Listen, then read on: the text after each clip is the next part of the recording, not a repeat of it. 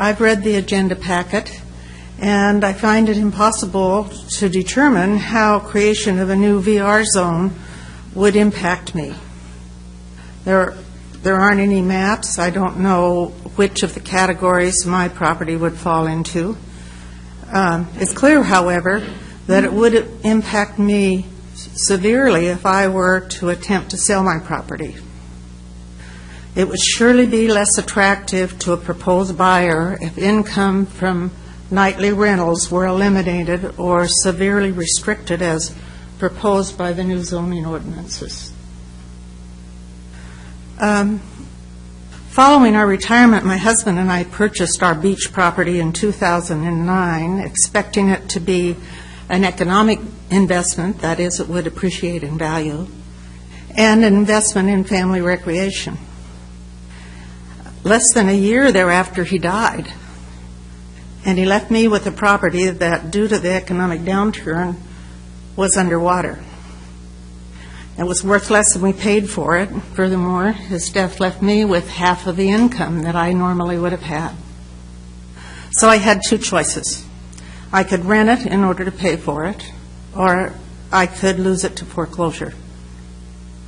If the ordinances that are proposed tonight had been in effect at that time, I would have lost it.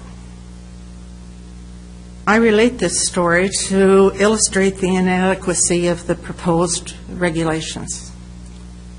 City councils need to be reminded that not all of those who own vacation rentals are independently wealthy.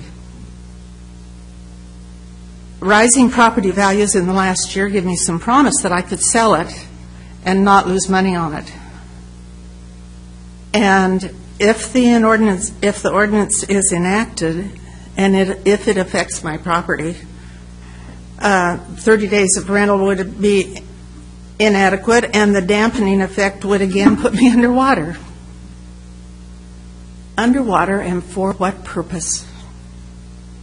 Please recall that the original complaints were about noise and parking. How, I ask you, after 3 years of participating in and following the meetings and the deliberations and the proposed compromises, have they come to nothing at the City Council level? The recommendations of the study groups don't seem to show up anywhere in the documents. How did concerns about something as mundane as parking end up in a rezoning decision? I'm perplexed that local government can be so removed from the needs of its citizens. Thank you.